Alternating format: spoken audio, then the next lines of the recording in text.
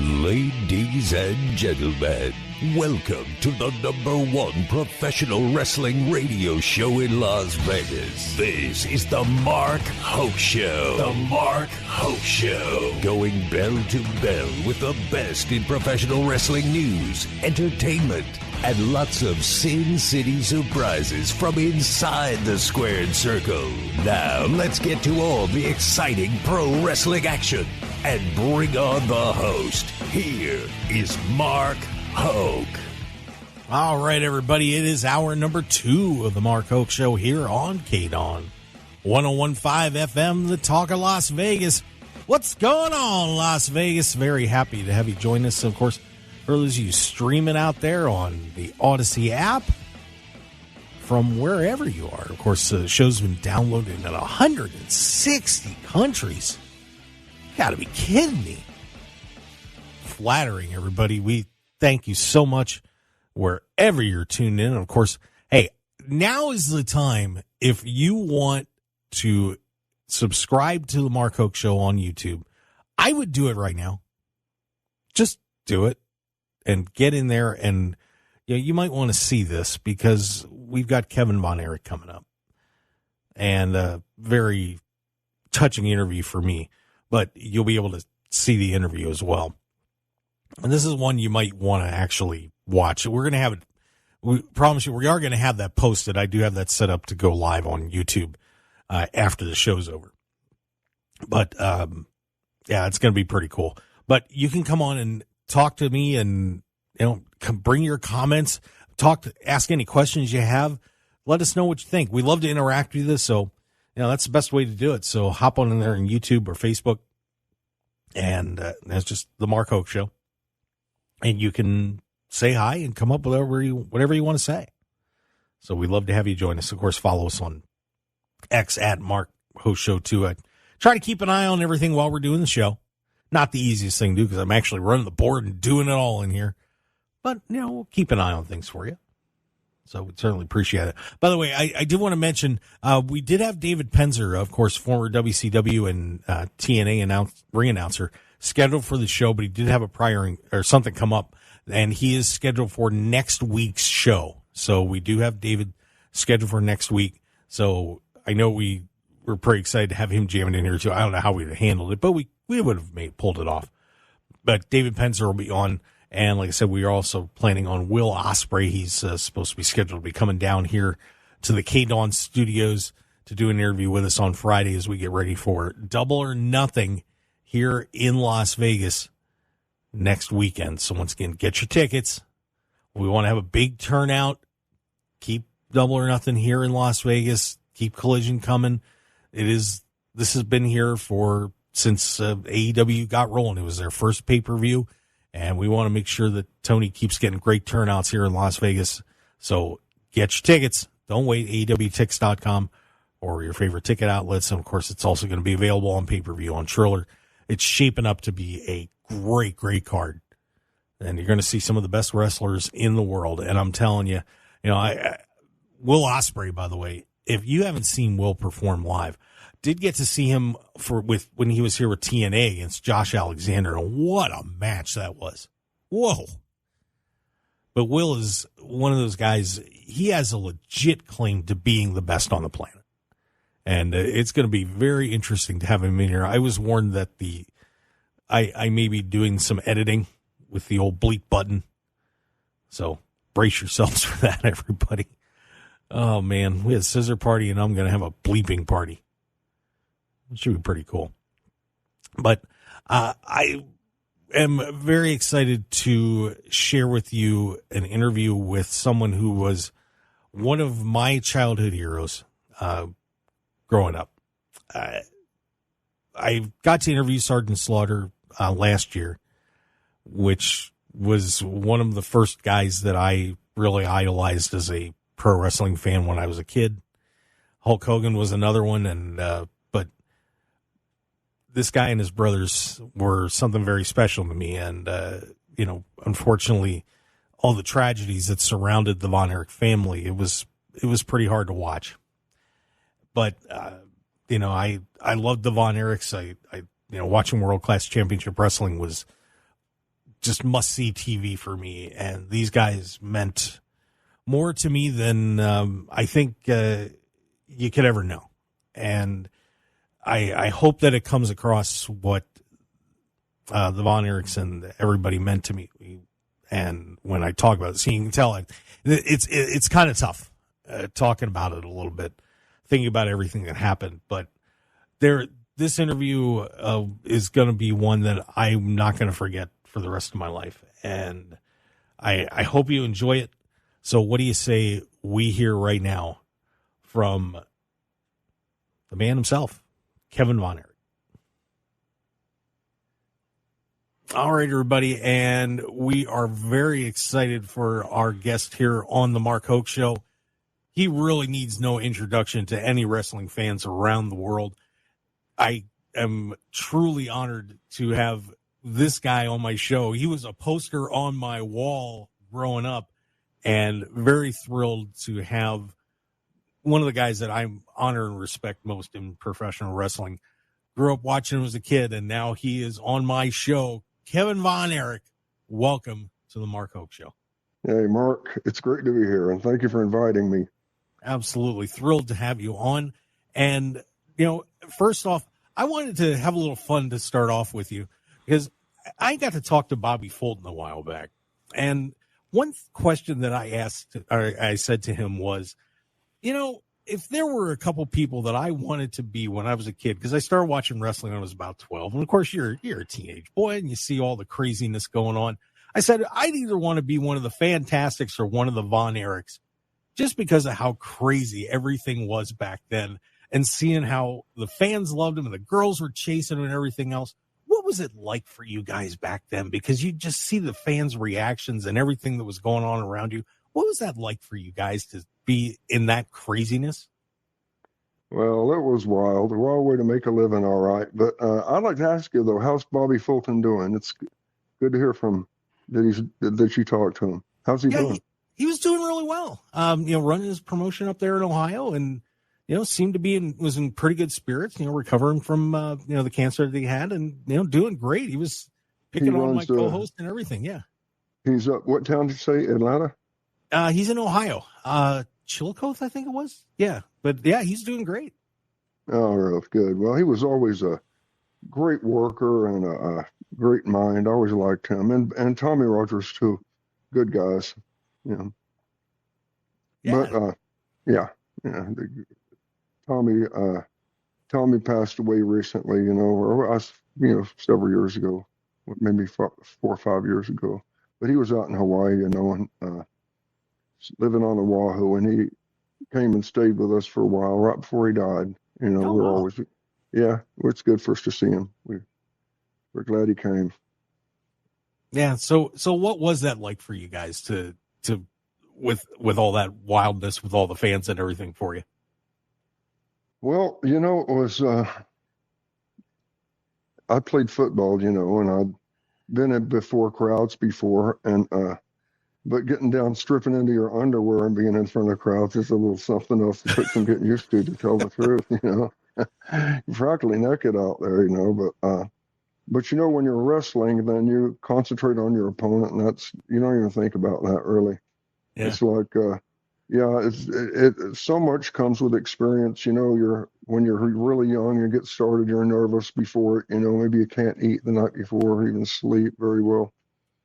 But as time goes on, it doesn't affect you at all. Just get right over it. And the fact that you're practically naked in that ring in front of millions of people is, that goes away too. It's just part of getting older. Yeah. Yeah. And, it's funny that I was just looking back and I realized that we just passed the 40th anniversary of the first annual Von Erich Parade of Champions. And I was thinking back to that time and how incredible that day was. And, take us back to that and what the emotions and everything that was going through all of your minds when, we were, obviously we're thinking about David and, Kerry winning the championship and everything that went into that day. Yeah, it was a sad day, and it's hard to, get your mind into wanting to wrestle when you've, been wounded like that deep, but once something like that hits you, you're kind of, when you're really like with Dave, it was a real blow to me, and so it was hard to get moving or and stuff. I wanted to just like stay in bed, like, because the mornings are the worst part. You think about, but I think it's really important that to get up and start doing things so that your subconscious thoughts take over instead of what's directly on your mind, and you just get your hands busy, something manual, something like that, because you've really got to break that trend. You can't just sit there and mope. You feel like it. Everything with you feels like it. It's just good to get moving again. And so as far as we're concerned, that's what we do. We're professional wrestlers, and that meant wrestling again. It was hard to do, but still, you just put your mind in your place, and really you're glad you did it later, because you're not thinking about your brother, you're just thinking about your match and your opponent and what you should be thinking about. And it's kind of a little vacation from the grief too. So it was hard that we were going right back into the ring, but then again, it was helpful too. It was an incredible day, and one that I never forgot. I was, it was tough to see everything going on, but a beautiful remembrance for David. And as time went on and everything started happening to your family after that as well. And I remember when Kerry passed away, and the news hit, and what the first thing that I thought of, being such a big fan of your family and you, after I heard the news, I thought, oh my God, this happened. And then I thought of you, and I said, oh my God, Kevin. And I thought, how is he going to get through this? And with the passing of now all of your brothers, how did you over time get through all that? Because I couldn't imagine how anybody could make it through that, and somehow you did it. How did you cope with that? Well, tell me, Mark, when you were thinking about me, I appreciate that. Did you pray for me? I did. Did you pray for me, Mark? I know you did, buddy, and a lot of people did, and that is what got me through it.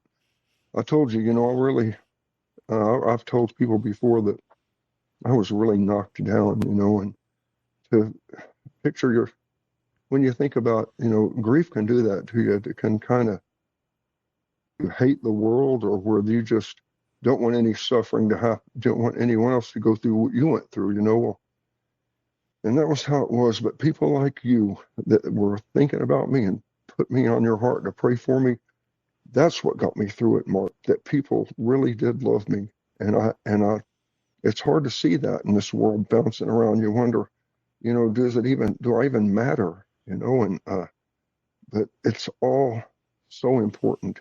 But it's so easy to get in that rut and think that things don't matter, that we're all just dust in the wind. When the opposite is so true. Every minute counts so much. The memories you make with your children and your family are what's really important. And everything else just pretty much goes by the wayside. That's what's important, is love.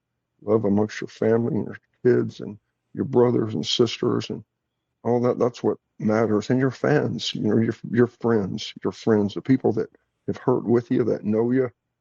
I'm fortunate that I've had fans like I do, good men like you that will take your knee for me and pray for me, and ask God to, be with me. And thank you for doing that. And for everybody else listening that did that, God bless all of you so much. You saved me. Really, we love you, Kevin. We do. Thank you. We do. Well, and of course, now recently the Iron Claw movie came out, and I was so excited to see this movie, and it was fascinating to watch. And now, a few months have passed since this thing came out, and now that the dust has settled a little bit from it, what are your reflections on this movie after some time has gone by and you've gotten to see it and think about this a little bit?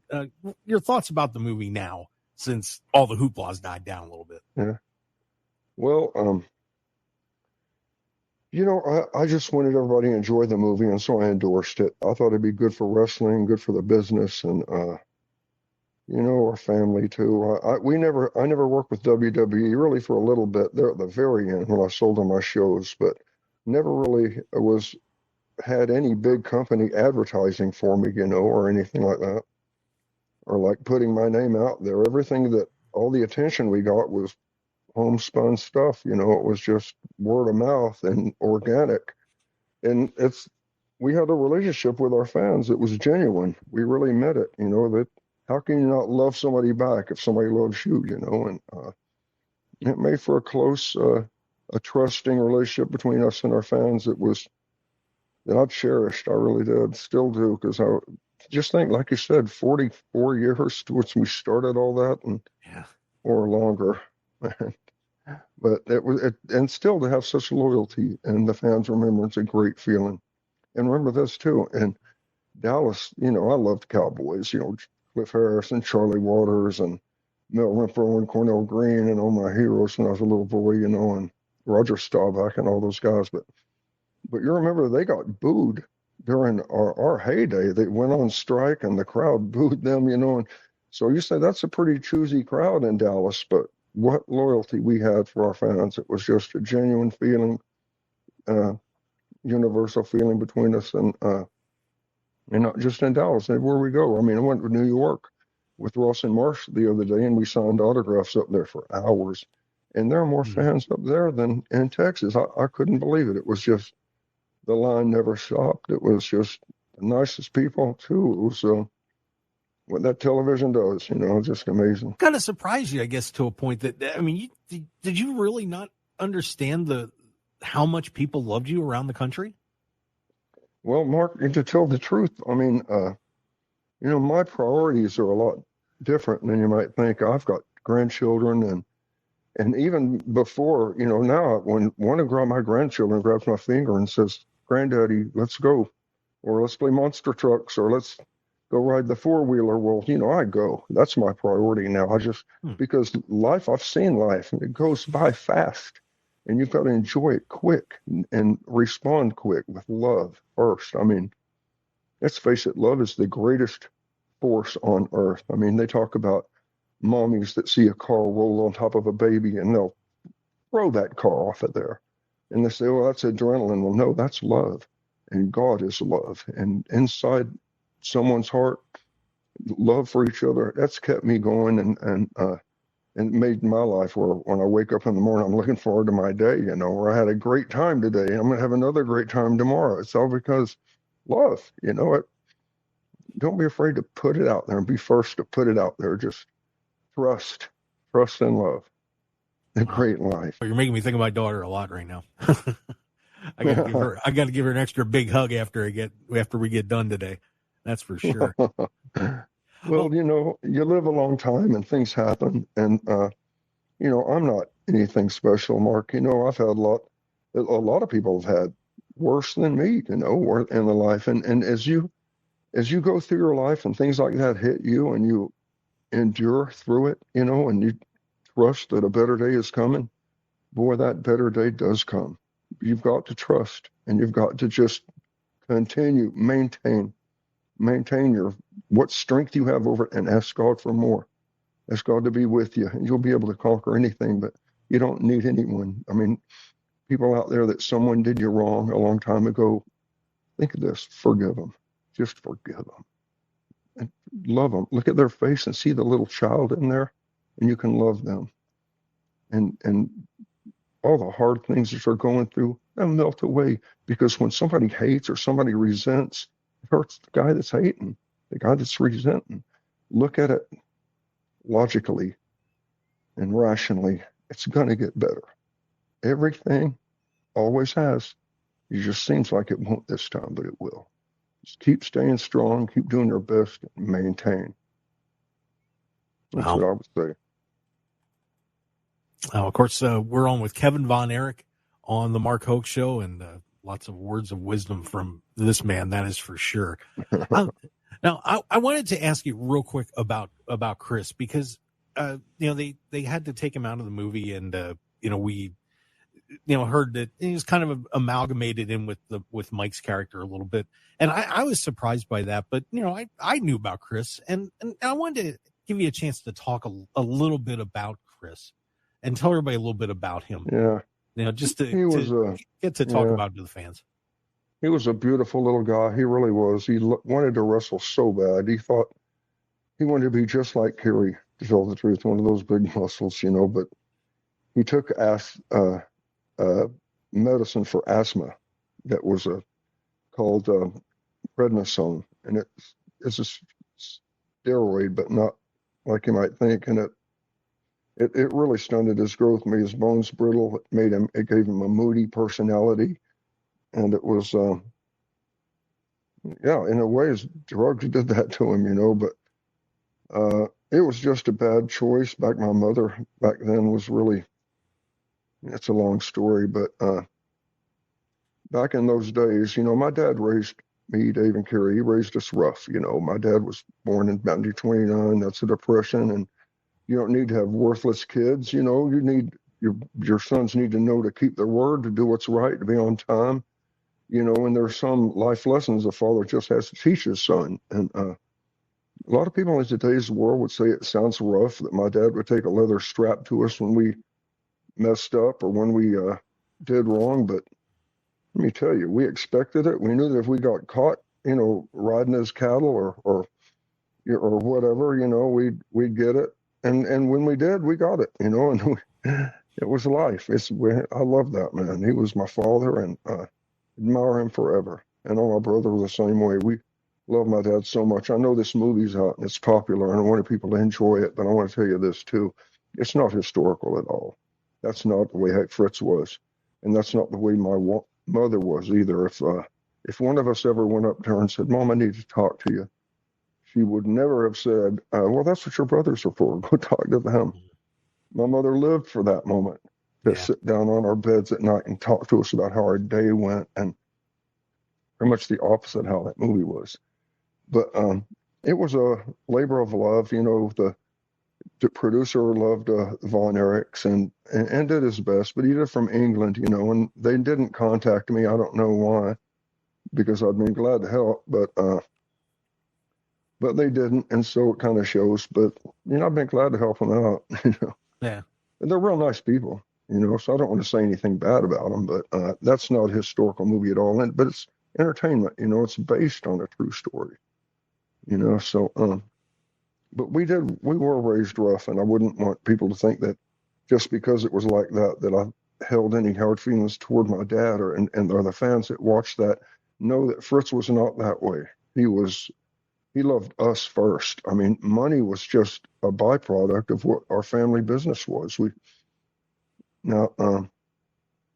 Like we're family, we're not perfect. I'm sure my dad made mistakes, but big mistakes, and he hardly paid us, but we lived with our dad, he paid for insurance, bought our cars, it was a family business and it worked.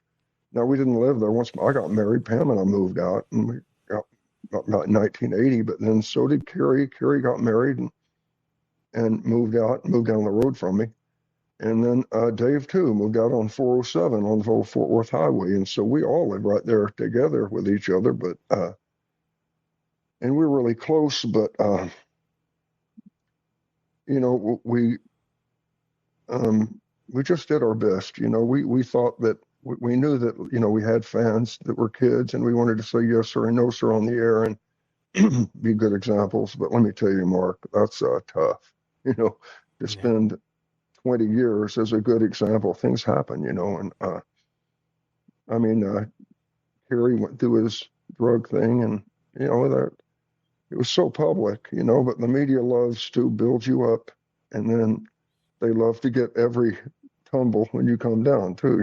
It's just kind of the nature of that beast. Yeah. No doubt. Well, through all this tragedy, though, a great thing happened, that your family sprung up, and you went to Hawaii, and you kind of gathered everybody back together, and Ross Marshall and your daughters, and you kept everybody together, and you guys have come out on the other end, and it's been a great story that all of you have grown together and been happy, and Ross and Marshall have succeeded and doing great, and you just moved back to Texas now too. which Yeah. I was a little surprised to hear about that. What was behind that decision to bring everybody back to Texas? Well, I love the ocean. I really needed that ocean, and it really did help my mind and all. I just wanted to, because I had a great family all the time. I always brought my kids with me or my wife when I could, and it cost a lot of money, but we still were able to stay together, and so we were out there and found out that and this movie was coming out, and actually the big thing is that Marshall and Ross were, they were starting to make shows in Chicago and Philadelphia and New York and L.A. and all. And so it was like, not L.A., but all around the big wrestling towns. And so they needed to be nearer to to both West and the East Coast of the United States. And, Chicago or Dallas, kind of a central country. Of course, they wanted to live in Texas. And so Ross bought this ranch out here, and so my boys were coming out here anyway, and I just said, if we all are going out there, I'm going to go too. I miss Texas too. I mean, I miss the coyotes howling at night, and birds along the river at night, whippoorwills and all. And I just never used to realize how much I'd miss Mexican food and Texas people, and I really did, and I loved it over there, and they're really nice. I say nice people, they're not trusting at first. You have to show that you're going to be there a while. But once I got up into the mountains, and we started our ranch up there, it was the other ranchers in the area were so nice. It was such a great, it's still my residence, I still live there. I'm going in a couple of weeks, but I just haven't been there as much with all the business we're into right now. It takes a lot of hands-on, but anytime I have spare time, I'm headed out back out there, because I've still got Benji and Malie and Lindsay and Jill and Jack, her husband Jack. And so when I go out there, I just love to stay with them. And, a lot of fun, but I'm having a lot of fun here too. I've got my kids and hunting season, and it's just great. Yeah, and loving it. Oh, that's terrific. Well, and Kevin, unfortunately, we're out of time. I know I promised we'd let you get out of here by a certain amount of time here, but I just wanted to tell you that, you and your brothers were a great inspiration to me growing up. And I wanted to thank you for everything you did for me and for a ton of fans all across the world. And wanted to thank you for coming on the show. I do appreciate it. Of course, the Iron Claw, by the way, is streaming now on Max, so you can check that out. And Kevin, thank you so much for the time. I cannot begin to tell you what this means to me that you took the time to come on my show.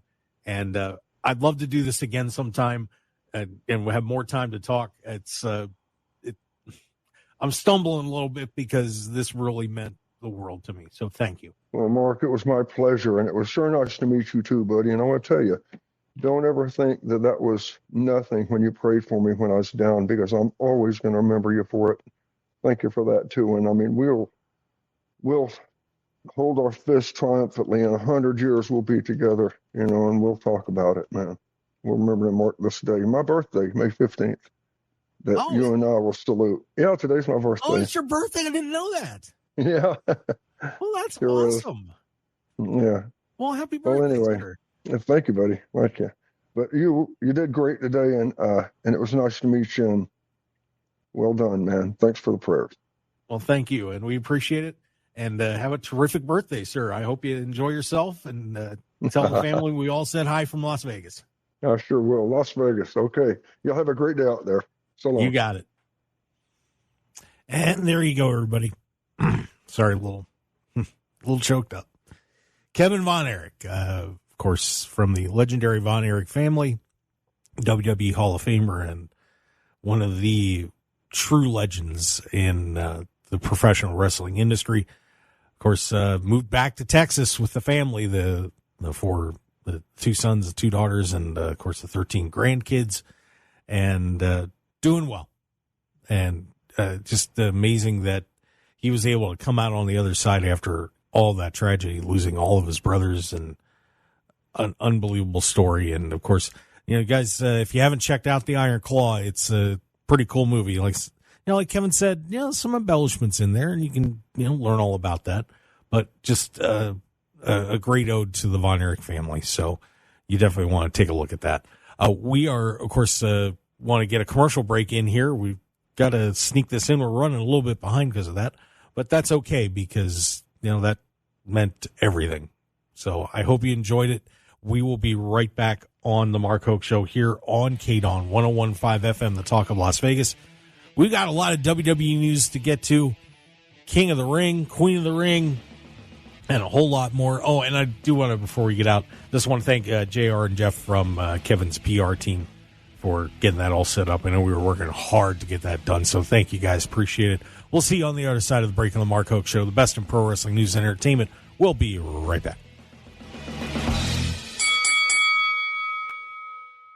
101.5 FM KDAWN. This is the Mark Hoke Show. The Mark Hoke Show. Here again, your host, Mark Hoke. And let's get back to it. The best in pro wrestling news and entertainment here on the Mark Hoke Show. On KDAWN, of course, streaming live on the Odyssey app and live streaming on YouTube and Facebook. Very happy to have you join us on this Sunday morning. Counting it down to a massive weekend in pro wrestling. King and Queen of the Ring on Saturday. AEW Collision here in Las Vegas. Also on Saturday at the MGM Grand Garden Arena. And Double or Nothing, or AEW, also over at the MGM. Boy, oh boy, it is going to be a great week. My Friday is going to be loaded too. It looks like we're going to be getting to talk to Will Ospreay. We'll have that for you on the show. And David Penzer is going to be joining us on Sunday's show as well, looks like. Plus, we may have some other surprises for you, too. We'll see who pops into the studio. It's going to be a busy day. And, of course, also on Friday, Nigel McGuinness is doing his show over at the Ahern, and the Nemeth boys are going to be doing their show over at the Nerd. So it's going to be a great, great weekend for everybody in Las Vegas. Just and seriously, by the way, get your tickets for Nigel's show and Nick and Ryan's show. Just great times. And I went to Nigel's show when the last time they did it here, when they were here for Collision, and that one really touched my heart too, because I was a big fan of the Briscoes and in Ring of Honor, and boy, they did a great job, bringing that back, and Nigel talking about his career, but also doing a lot of great Magic and Mentalist stuff, and it was fun. So, highly recommend you get tickets for that one. So make sure you check that out. It's a great time. And we'll see what the Nemeth boys have cooked up as well over at the Nerd. So check that out. All right, we are getting down to it, by the way, with the King of the Ring and Queen of the Ring tournaments as we get ready for that premium live event over at WWE. They get ready to head over to Saudi Arabia. Of course, some pretty big matches on that card as we get ready to sail into the tournaments. But right now, of course, Becky Lynch is going to be defending against Liv Morgan for that WWE Women's World Championship. Sami Zayn defends the WWE Intercontinental Championship against Chad Gable and Bronson Reed. And Chad, none too happy with any of the members of the Alpha Academy. Oh boy, he's just berated all three of them this week. Yikes. And Cody Rhodes defends the undisputed WWE Championship against U.S. champion Logan Paul. He does make a good drink. Yes, Logan. I'm still drinking the Prime. Let's get it going. I'm going to email your people again. And I keep bugging you. We could use a Prime hydration station. Plus, it'd save me some money, too. Stuff's pretty good. This is the Ice Pop. Good stuff. So, big card there. But, of course, we won't know until right before this thing happens who's going to be in the finals of the King and Queen of the Ring tournament. The Queen of the Ring, I got everybody talking a little bit. Well, we got Io Sky and Lyra Valkyria on one half of the bracket, but the other one everybody was talking about was, are they really going to put Jade Cargill against Bianca Belair? And I said, that's not happening. They're going to figure out something to knock somebody out. They did. a quick 2.5-minute match with a DQ. Nia fools Jade and gets her disqualified. So Nia Jax will be meeting Bianca Belair. And I'm going to call it right now, Nia Jax, as I said, is going to be the queen of the ring. I'm just calling it. That's it. She will be the queen of the ring. That'll be fun. I've been impressed with what she's been doing. I'm cool with it. Some of you out there may be like, no. And I'll be like, yeah. Get used to it. Queen Nia. It's going to happen. So get ready. Now, the men's side, king of the ring, there are some interesting possibilities over here. So we got Gunther advanced. He meets Jey Uso. Randy Orton and Tama Tonga are on the other side. Do we get Gunther and Randy Orton battling it out? Do we get Jey Uso and Tama Tonga in a bloodline-y battle? I'm going to say no. I have a feeling I have a feeling we get bloodline interference and then Jey interferes in the other one. We get Gunther and Randy Orton, and we shall get King Gunther. That's my prediction there. I think Gunther ends up king of the ring. Said that at the start, actually. I'm going to nail this. This is going to be great. I love being right. I'm usually fairly right on this stuff. You guys have been listening to the show long enough. You know. I know what I'm talking about on this stuff. But then, of course, next thing you know, it'll be King Randy and, Queen Bianca or something like that. But should be a lot of fun. But this will be intriguing. But, it's funny. I did see somebody say, why is everybody forgetting that Gunther is probably one of the best pro wrestlers in the world? They're right. They're right.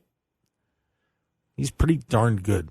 Was a little disappointed we did get Gunther and Ilya Dragunov. But the one thing that I do hope that we get outside interference or something that costs Jey that match, because I don't want to see Jey get screwed with. He already lost once. Let's not have it happen twice, shall we? If you don't mind. But should be a great card coming up, so that'll be a nice lead in to everybody, so you can get hyped up in the morning here in Las Vegas. That's going to start at 10 o'clock, and the pre-show will be on sooner, but 10 o'clock in the morning for everybody, and then you can head over to Collision later on in the afternoon, and then Double or Nothing in the afternoon here on Sunday. So it's going to be a great weekend for everybody to enjoy a lot of pro wrestling plus everything else going on in Vegas. So it should be pretty cool. So make sure you brace yourselves. And, of course, don't forget what Memorial Day weekend is all about, recognizing all our fallen soldiers here in the United States. So it's going to be a great time, but don't forget what that weekend's all about. Yes, it's a great pro wrestling weekend, but more important things of why that weekend exists. And we need to get our break in before we go to it. But like I said, we were talking about somebody whose contract is up, and I want to make sure that we get that in. And I think they should leave WWE. A long timer. Plus some little bit of news about the Wyatt 6.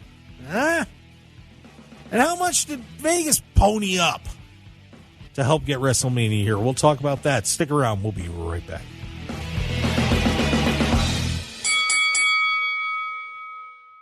.101.5 FM KDAWN. You're listening to the #1 professional wrestling radio show in Vegas, The Mark Hoke Show. The Mark Hoke Show. Now, here again is Mark Hoke. And we're back for the final segment of the Mark Hoke Show here on KDAWN 101.5 FM. The talk of Las Vegas. It is the best in pro wrestling news and entertainment. We are very excited. What a great show. Anthony Bowens, Kevin Von Erich, and next week, David Penzer, and as long as everything goes okay, Will Ospreay. Lord knows who else is going to pop in, because the gang's going to be in town for Double or Nothing. Once again, get your tickets at AEWTix.com. And NXT Battleground's going to be here, too, over at the UFC Apex. So you might want to check into that.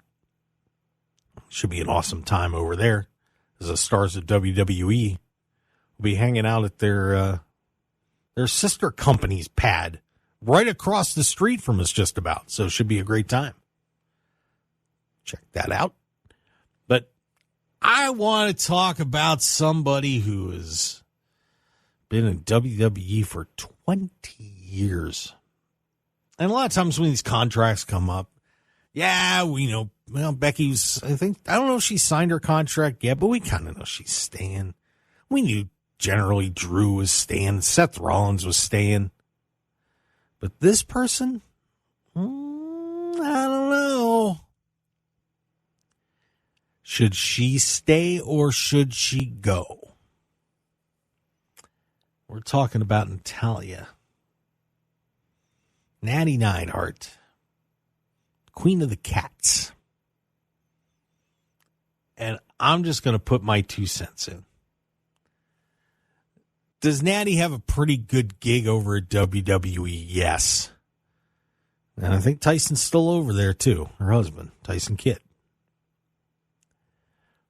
But should Natty make a change? And my answer to that is a wholehearted yes. Yes.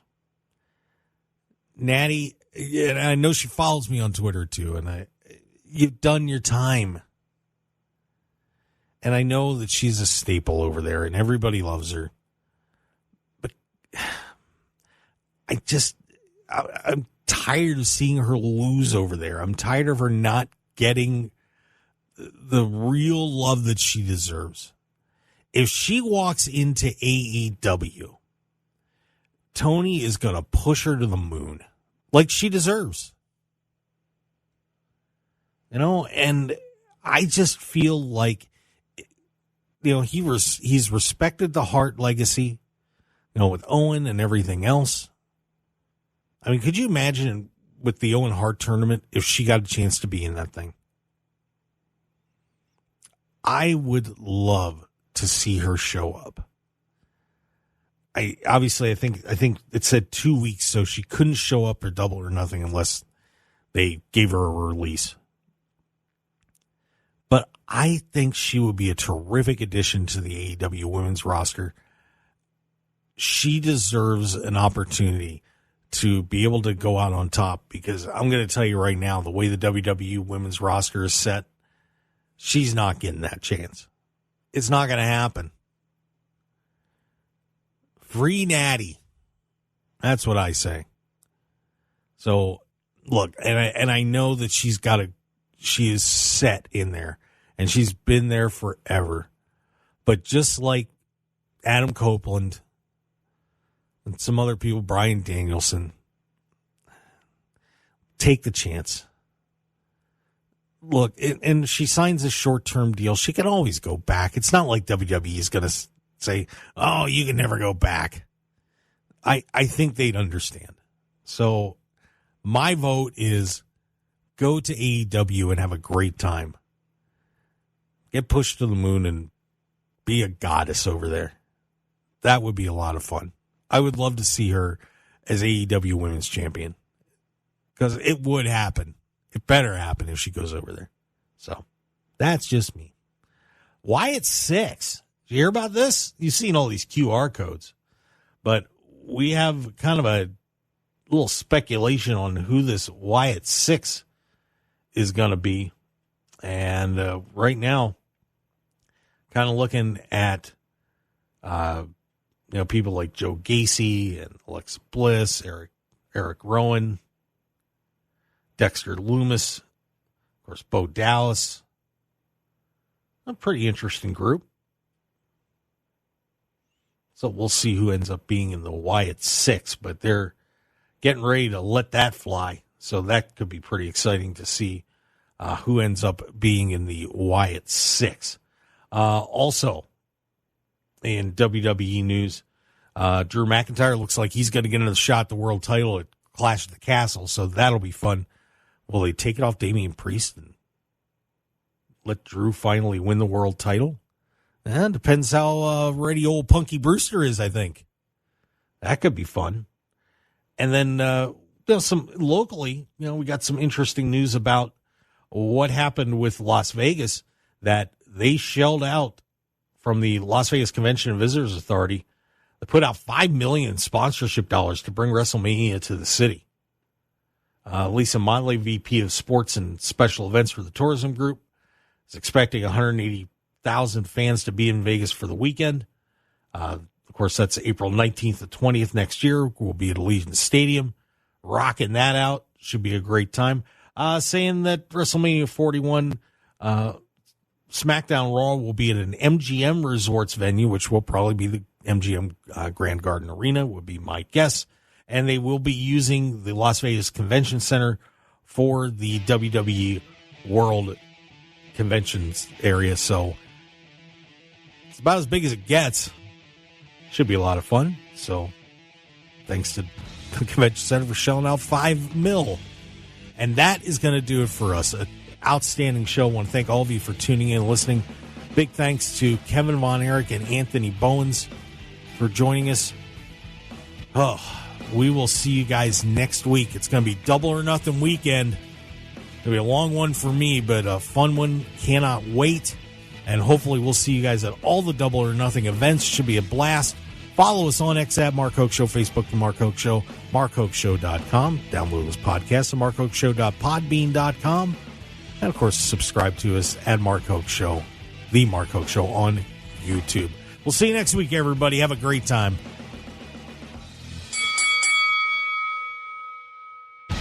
Want more of The Mark Hoke Show? Follow us on Twitter at Mark Hoke Show. Like us on Facebook at The Mark Hoke Show, and visit markhokeshow.com to keep up with everything happening with the show. And remember to check out all of our archive shows on YouTube at The Mark Hoke Show, and download our podcasts at markhokeshow.podbean.com and all your favorite podcast outlets. So join The Mark Hoke Show family today, and thanks for listening.